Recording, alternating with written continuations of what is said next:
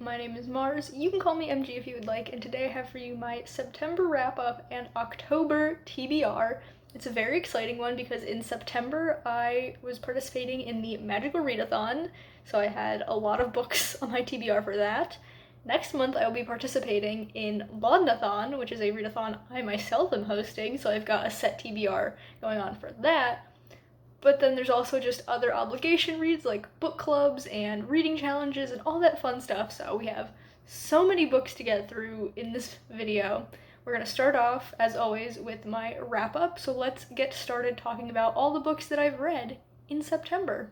So the first book that I read was Nettle and Bone by T. Kingfisher, and I gave this an 8 out of 10. I'm so relieved that I enjoyed this book because I've tried T. Kingfisher before. I DNF'd the first book that I picked up by her, which was, I think, The Hollow Places, it might be called. And then I read What Moves the Dead, and I thought it was okay. I just didn't love it. It didn't really do anything for me. So the fact that I really enjoyed this one is a relief because I know T. Kingfisher is such a beloved author. I really would feel left out if I didn't like any of her works. So I'm glad I found this, and there are definitely more on her backlist that I would be willing to give a shot. After that, I picked up Sea of Tranquility by Emily St. John Mandel, and this was a trip. I didn't realize quite what I was getting into when I read this, and I feel like I'm a little bit too stupid to fully understand what was going on in this level of sci-fi. I like sci-fi, I'm just not a huge sci-fi reader, and there's also just like so many different types of sci-fi, and I do have specific tastes, so this wasn't exactly it for me, but I did still have a good time. It has this beautiful sprayed edges, so I got this out of a little free library, but I don't think I'm going to be rereading it, so even though it's gorgeous, it's not going to be staying on my shelves. It's going to be going back into the little free library ecosystem in my area. There are several, and I just love how much I've gotten out of it, and it's time I put back into them. Then I read Hemlock Island by Kelly Armstrong, and this was a good one that I just didn't love. It felt a little bit too predictable, and I didn't really get into the characters. I'm very much a character-driven reader, and I enjoyed the plot and the setting and everything, but because I didn't fully feel invested in the characters, I couldn't really give myself over to the story. So it was an enjoyable read. It was very quick, and if you are into like dark atmospheric horror mysteries, this might be up your alley. It just wasn't exactly what I wanted out of it. After that, I picked up The Stern Chase, which is the 9th and currently final book in the Brother Band Chronicles. I'm so sad that there are no more for me to read, at least as of yet. There might be more books coming out in this series in the future. For now, this is it, and it was so good. I really just love John Flanagan's books. His world and all of the series that he's written just has such a special place in my heart because they make me feel so warm and cozy inside. So I'm very happy that I read this, and I'm so sad that there won't be any more for the foreseeable future. Then I read The Diviners by Libba Bray, and I gave this a 10 out of 10. It was everything to me. I adored this. I love the setting, the magic, the characters, the world. The POV is so fun. It's exactly what I've been trying to do in one of my stories, and I've been having less success, but where it's like a third-person omniscient POV, but then during certain scenes and moments, you really narrow in on one character, and you get the full thing from their point of view and their emotions and all that, and I just felt so engrossed in this. It's like a big book. It's very long, but I felt like I was zooming through it because I was just so invested in this. I'm obsessed, and I cannot wait to read the rest of the series. Then we have something that I've been working on for a couple of months, but I finished it up in September, so that's why we're talking about it here, and that is Myrtle Volume 3. I didn't enjoy this as much as I enjoyed the first 2 volumes, so this is a logic puzzle book. If I open it up to one of the pages with them, you can see there's clues and everything, but there's a storyline involved leading you from puzzle to puzzle, and I just didn't like this story as much as the story in the first 2 volumes. Also, the hints in the back of the book were just not it. So there's a certain amount of hints in the actual game, but then if you need a little more help, there's a section in the back of the book with one more hint for each puzzle. but I found that so many of them, like about 25 to 30% of the puzzle extra hints, were just restating stuff that was already given to you. So it's not even an extra hint, so it doesn't help at all. And there was at least one time where the extra hint was just flat out wrong. Like it told you this person was in this room or whatever, but it wasn't true. So it like messed me up on that puzzle, and I ended up getting that puzzle wrong because the clue that it gave me was wrong. So I was very upset about this. So I was quite disappointed with my experience in this book. I would get more if there were, but this is the last of the Myrtle volumes, so it's a bit of a dud for this conclusion. Maybe there's more in the future, but who knows? I do really enjoy logic puzzles, and the fact that there was a storyline involved was a big draw for me, but this one just wasn't it. Then we have the first of several rereads that I did this month, and that is Inkheart by Cornelia Funk, which of course I adored. I had a great time rereading this. This book is so special to me. I've owned it for like 15 plus years. I've read it so many times, and just the nostalgia of it was so heartwarming to me, and I got all cozy in bed and was just reading it and felt so involved in the story. And I'm very excited to reread the other two books in the trilogy because there's another book set in this world coming out later this year, and I cannot wait to get my hands on it. Then I picked up The Thief by Fuminori Nakamura, and this was not it for me. I went into this expecting like some sort of thriller horror type story, but what I got was more of like literary noir. This is translated from Japanese, and I do tend to enjoy Japanese literature. It's just a different style that really speaks to me, but this book in particular wasn't really my vibe. It kind of didn't have an end, it just ended, if that makes sense. So it felt very unfinished, and that plus the fact that it wasn't the genre I expected going into it just meant I didn't have a great time reading it. After that, I read An Ember in the Ashes by Saba Tahir, which I gave an 8 out of 10 because I really enjoyed it. It just didn't have that last spark to make it a like ultimate favorite. There was also some questionable things involving romances between characters that I was not a huge fan of, but everything else was so fun. I love the fantasy world. I love the supernatural elements to it. All of the characters are so interesting. I picked this up because I was interested in the story, but mostly because this cover is just absolutely stunning. So I'm so glad that I really enjoyed this book because then I get to keep this beautiful cover and I can get the rest of the series in the matching set and have all of the beautiful covers. So it's just a real good time, and eventually I'll pick up the rest of the books. I just don't know when. Then I started yet another series, not the last series that I started in September, just another one of them, and that is The Alloy of Law by Brandon Sanderson. This is the first book in the Wax and Wane series, which is the sequel to the Mistborn trilogy, sort of. It takes place in the same world, but it's set 300 years later. And this was everything to me. Just like The Diviners, I fell head over heels in love with every single aspect of this book. It's got like Western steampunk vibes, which I adored.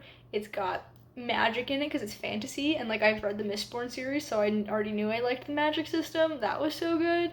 And the characters are all so well written, and Brandon Sanderson's writing just really does it for me. Like, he's so descriptive in such a great way that I'm just so immersed in the story as I'm reading. There's also an autistic character in this, which we know I adore. She's not like featured hugely in this, but I feel like she's going to play a bigger part in future books. There are three more in this series, and I thrift Brandon Sanderson books because he does have so many that I can't be bothered to spend all of my money on them. And I also do really enjoy this, what is this, mass market paperback size for his books, so I will be on the lookout for them at thrift stores. Maybe I'll buy a couple of them new if I can't find them at thrift stores, but yeah, I'm so excited to continue on with this series and see what happens next. And then I DNF'd a book, and that book is Quicksilver by Callie Hart. I usually like to try and give books 20% before I DNF. I only made it 7% in this because I didn't care about the world building, I didn't care about the characters, I didn't care about the plot, and the writing style was so hard to read for me. So everything that I loved about The Alloy of Law just was so bad in this one. Like, it didn't do anything for my particular taste.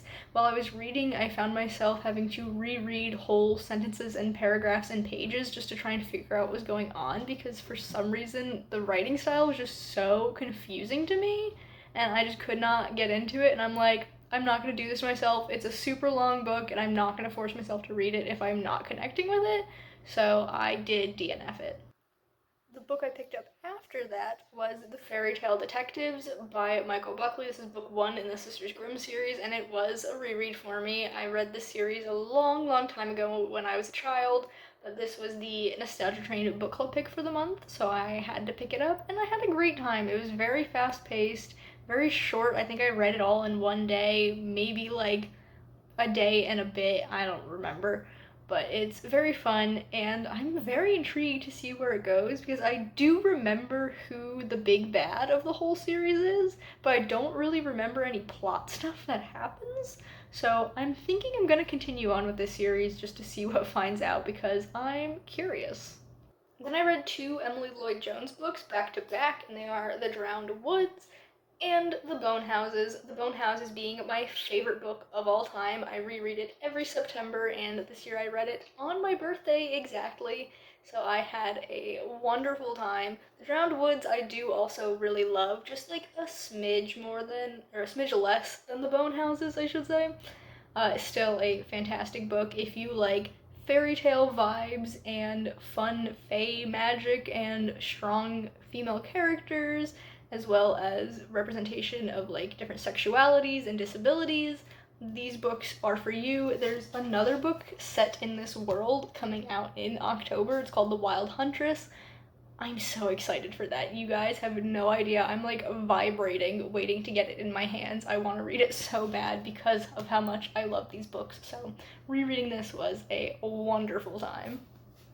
And then I reread yet another book, and that was The Son of Neptune by Rick Riordan. This is book two in the Heroes of Olympus series, and I'm rereading all of the Percy Jackson Heroes of Olympus books right now so that I can get to the newer Percy books. This was a great time. I really enjoyed it, and I'm looking forward to the rest of the series. Like I said, I started so many series and like also continued so many series in, well, I only continued a couple of series. I did finish one. I did finish Brother Band Chronicles, but there's so many more that I started, and like this one wasn't starting a new series, but there are several more to follow. So the last couple of months of this year are just gonna be me reading and continuing on with a bunch of series, which I'm not mad about, but this is one that I'm very excited to continue on with, and I know for a fact that one of the first books I pick up in October is going to be book three, which is The Mark of Athena, so very much looking forward to that. And then the last book that I read was yet again the start of a series, but this one I'm not so sure I'm going to continue. The book that I read was A Discovery of Witches by Deborah Harkness. This is the first book in the All Souls series. It was originally a trilogy, but then there were more books added on later on, so I think there's 5 now? I'm not totally sure. But this has a whole slew of things that I should have loved. There are supernatural creatures and an academic setting and a blend of science and magic, and those are all things I usually adore in books, but the execution just wasn't it for me. I did like this book, I just didn't love it, which is a little bit disappointing, but I still had a fun time. I don't think I'm gonna go out of my way to continue with this series, but if I were to stumble across book 2, I would give it a shot. If you want more details about any of the books that I read, most of them were in reading vlogs because I read them for the Magical Readathon, so you can go back to my channel and check those out. There are 4 vlogs. I think at the time this video is going up, only 3 of them are on my channel, and the 4th one will be coming soon. But like I said, if you want more detailed thoughts on these books and how I felt about them, definitely check out those vlogs. But for now, it's time to look ahead to October and pick out the books that I will be reading for then. So I have my cards here. We're gonna split them here. Sure, why not? and pull 3, and then I will look at the prompts, pick out books, come back, and talk to you about those books. But the cards that I have for October are the 2 of Constructs, the IV is 4 of Dragons. I'm not the best at Roman numerals. Then the last card for October is the Plant, the cute little mushroom guy there. So I'm going to check out what these prompts are, pick books, and come back. Okay, friends, it took me a hot minute to figure out what books I was going to put in these prompts, but I got there in the end, so let's just talk about them. The first card I pulled was the 2 of Constructs, and the prompt for this is a book published between 2000 and 2009, which was harder than I thought it would be. A lot of the books that I had planned on reading next month either were published in the 90s or since 2010 and like more recently than that. So I had to look around at a lot of books, but then I remembered that I wanted to continue rereading the Inkheart series, so I'm going with Inkspell by Cornelia Funk, my very beat up copy, which was published in 2005, which very neatly fits that time frame. She's chunky, so adding her on is going to add quite a lot of pages. 635. I've got a very busy October ahead of me, and now adding all these books, I'm gonna be even busier, but I'm still very much looking forward to reading this. So that is the first book on my TBR. The next card I pulled was the 4 of Dragons, and the prompt for the 4 of Dragons is the tallest book on my physical TBR, which would be fine normally, except I have 2 coffee table books on my TBR, so I have to go with one of those because they're very tall. This is so unwieldy, but I have The Chronicles of Exandria, The Mighty Nine. Look how gigantic this thing is. It's like the size of my entire torso. But like I said, this is a coffee table book, and it is mostly art. Let's see if I can open up 2-page. Whoa, look at that. Sick. Obsessed. It's mostly art, but there's also like stories and little tidbits from the cast, and that is why it's on my TBR, because there is still stuff to be read. I'm not going to read this all in one go. I'm probably going to pick it up bit by bit throughout the month and like really take my time to enjoy the art and read the stories involved, but this is the tallest book on my TBR, so that is what I've picked for the 4 of Dragons. And the last card I pulled was The Plant, which also gave me a tough time trying to find a book for it, because the prompt for The Plant is a book set in or by an author from South America, and for some reason I just could not find a book. None of my books on my physical TBR, none of the ebooks that I have that I've been planning to read, none of it is by a South American author or set in South America, so I turned to ye old Goodreads lists for a recommendation, and what I've decided to go with, because I could find an ebook copy easily, is The House of Spirits by Isabel Allende? I'm not quite sure how that's pronounced. I don't speak Spanish. I believe she's Chilean, according to Google, but it also says she was born in Peru, so she might be Peruvian. Either way, that's South America, and this book was tagged as historical and also magical realism, which are 2 things that I enjoy, so I'm like, you know what? We're gonna give it a shot. I know this author is quite well acclaimed. I've heard a lot of good things about her books. I've just never really looked into reading them before now, but we're gonna give her a shot, and we're gonna read House of Spirits.